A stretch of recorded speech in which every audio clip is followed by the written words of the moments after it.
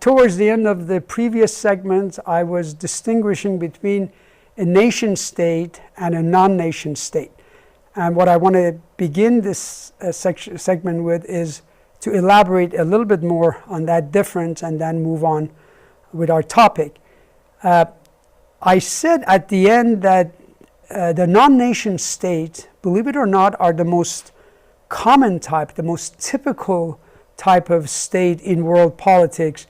And in that context, the nation state is a rarer phenomena than non-nation state.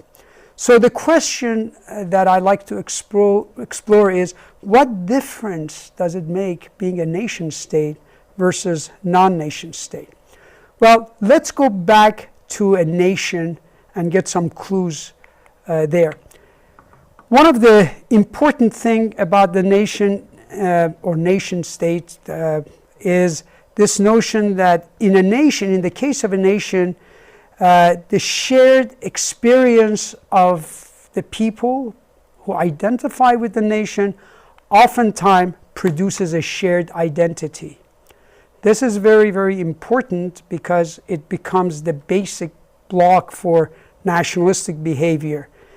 And perhaps even more importantly, it's this belief in the shared destiny.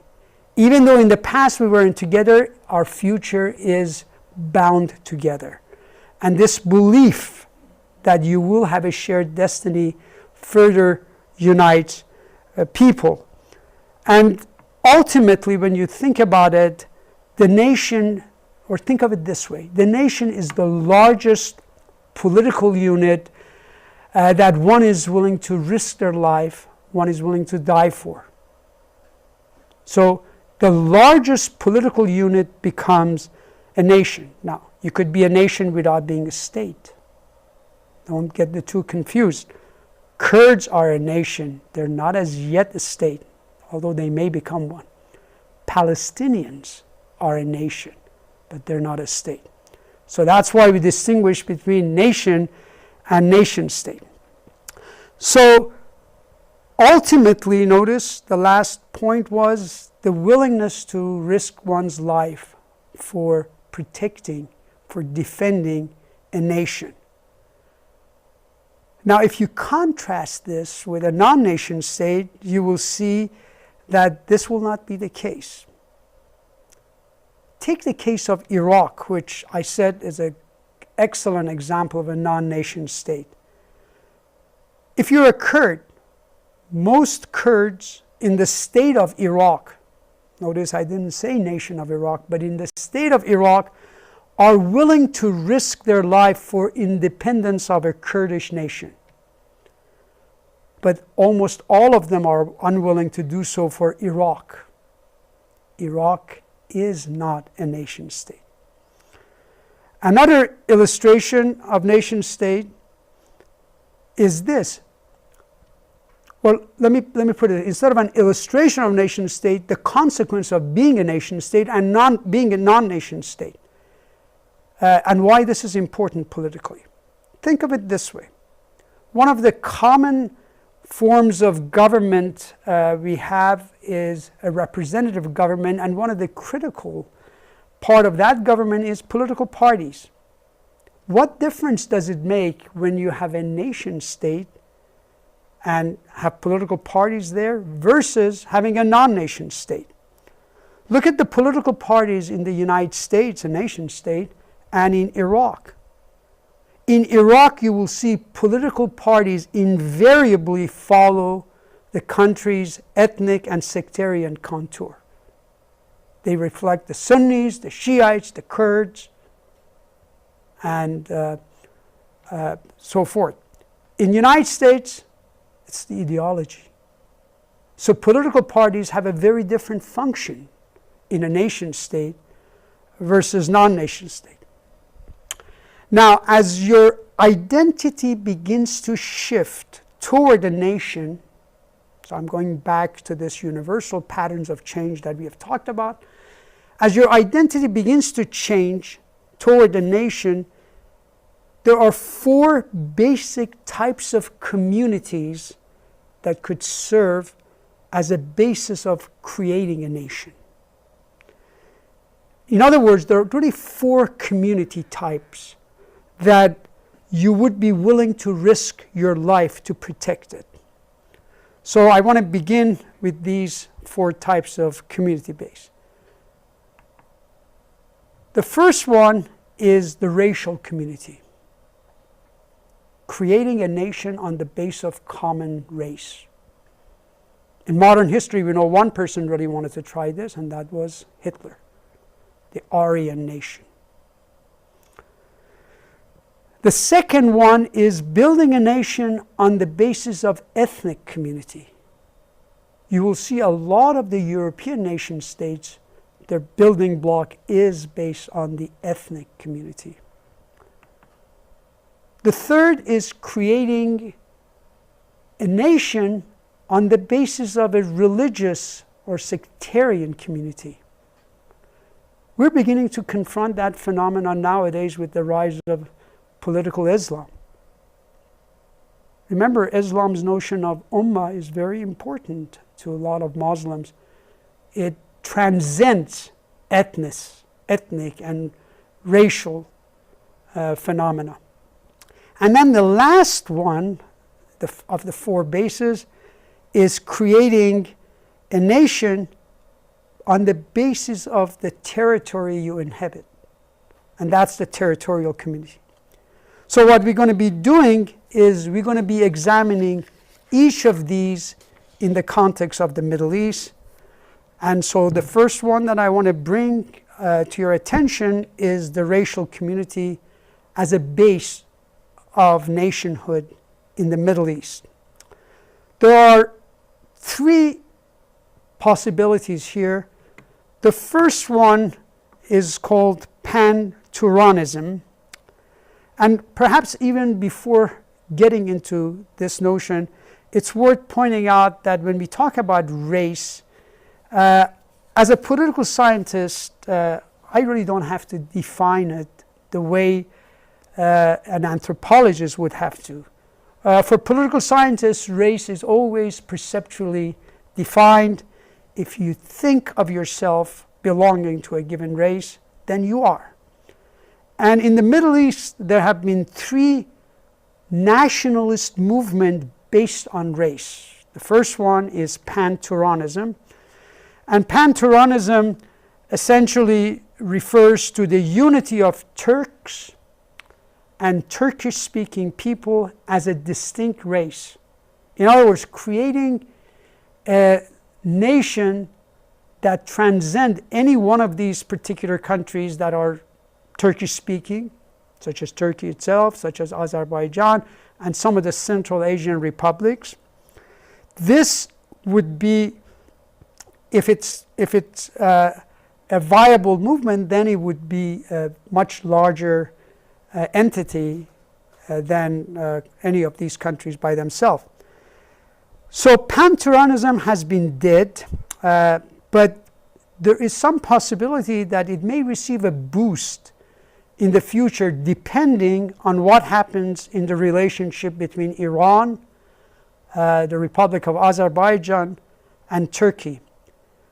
It's also worth mentioning that in August of 2012, Dana Rohrabacher, a California congressman, sent a letter to the Secretary of State Hillary Clinton asking for Washington's support to drive a secessionist movement of Iran's Azerbaijan province in order to have it annexed by the Republic of Azerbaijan. Notice, at least Congressman Rohrabacher feels we're entitled to playing around with the boundaries of Middle Eastern state. So to this date, we haven't learned our lessons. The second possibility of a racial nation would be pan-Iranianism. That is unity of Persian-speaking people. These include some of the Kurds, parts of Afghans, the Tajiks are Persian-speaking, and of course the Iranians. This was alive about 2 generations ago, but it's largely dead now, and the chances of it being revived is pretty remote. especially because Iran has moved in a different direction. Rather than thinking itself as Persians, it has moved in the direction of the other base, religious community.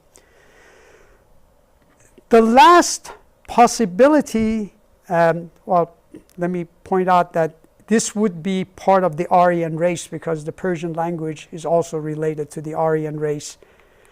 The last possibility is pan-Semitism, and notice I put a question mark in there. This really has never existed, and it all depends on how closely the Hebrews and the Arabs view their relationship. Some believe, but it's mostly on the part of the Arabs, that this is possible. On the other hand, a lot of surveys done by Israelis themselves shows that the Oriental or Sephardim Jews really hate Arabs more than the European Ashkenazi Jews. So the possibility of that kind of a pan-Semitism is very rare. And by the way, Arabs don't call them Oriental Jews, they call them Arab Jews. So from the Arab perspective, there is more of a commonality than from the Jewish perspective. And nevertheless, there is a lot of ambivalence in this latter category. So the conclusion that I want to draw on the basis of this last base is that race is a very weak base for political identity in the Middle East. So don't expect a nation in the Middle East that would be based on these kind of a racial criteria. This brings me to the second base for nationhood, and that is, of course, ethnicity. This, more than any other question, gives the answer to the question of who am I? In most of the world, including in the Middle East, this happens to be the strongest factor for creation of nationhood.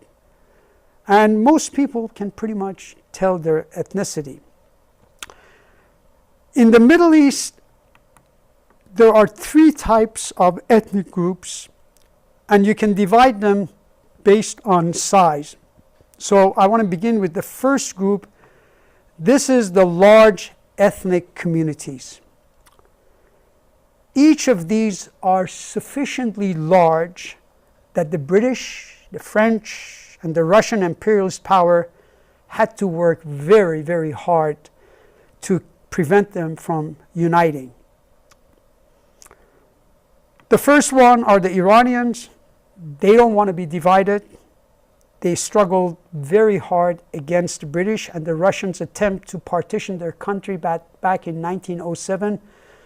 There was an agreement between Russia and Britain dividing Iran into three parts, the Russians taking the north, the British the south, and a central buffer zone that was Iran, and the Iranians resisted it very strongly. The second large ethnic communities are, of course, the Turks. There are just too many of them, and they are too tough to be played around with. NATO commanders view the Turks as the best soldiers. They are very tough. After World War I, the Western powers tried to divide Turks. The British took Istanbul, the French, Italians, and Russian, they each took part of Turkey.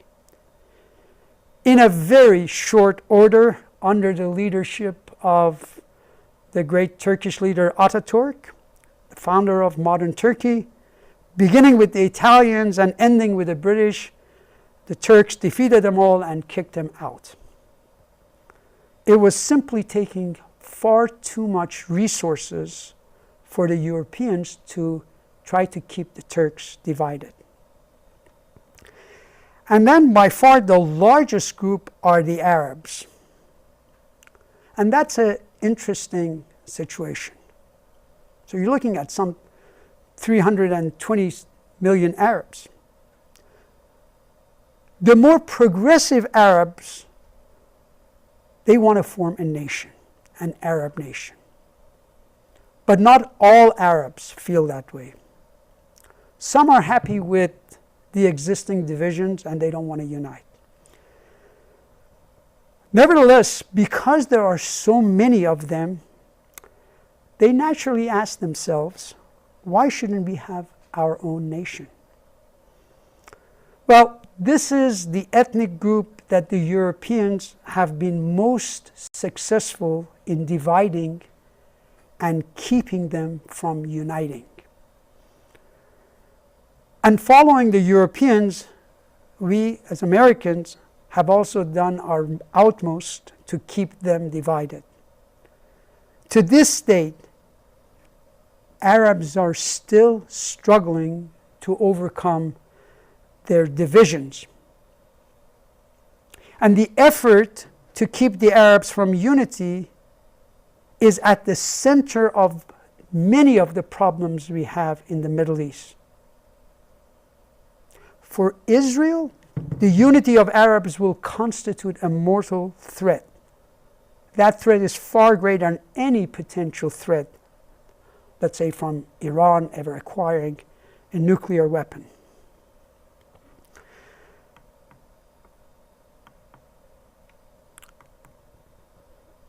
Iran and Turkey may also feel a threat, actually, if the Arabs unite. So the Arabs are the largest group, ethnic groups in the area, and if they unite, it would really be a major challenge for the region. I want to take a few moments to talk a little bit about Arab nationalism. Let me tell you a quick way to distinguish among Middle East experts, to tell one from the other, is how they regard Arab nationalism. Some, like Michael Hudson, Richard Cottam, and myself included, think we consistently underestimate Arabs' desire for unity. But most experts believe that Arab nationalism is either dead, spent force, and one that has been mostly given up. True, some Arabs never wanted it. On the other hand, if you ask yourself, how strong is Arab desire for unity? Part of the answer is, it's too strong for any Arab leader to follow Sadat, President Sadat's path, but certainly not strong enough to unite them. Now, you know, if people really insist, if the Arab people really insist on unity, then the leaders will be forced, at least to some extent, accommodate them, or leaders will emerge who would make this their number one agenda. Therefore, on historical grounds, the insistence for unity apparently is not sufficiently strong. But then again, it is strong enough that they have kept the Palestinian cause alive to this day. All in all, I would say Arab nationalism is a phenomenon that cannot be ignored. It gives definition to the politics of the region, and it will very much play into the kind of policies that we will have. And as we see the rise of Arab awakening throughout the Arabs, the question is, are they going to move in the direction of unity or not? Will they be able to overcome their divisions after all these centuries of being under rules of others or dominated by outside powers?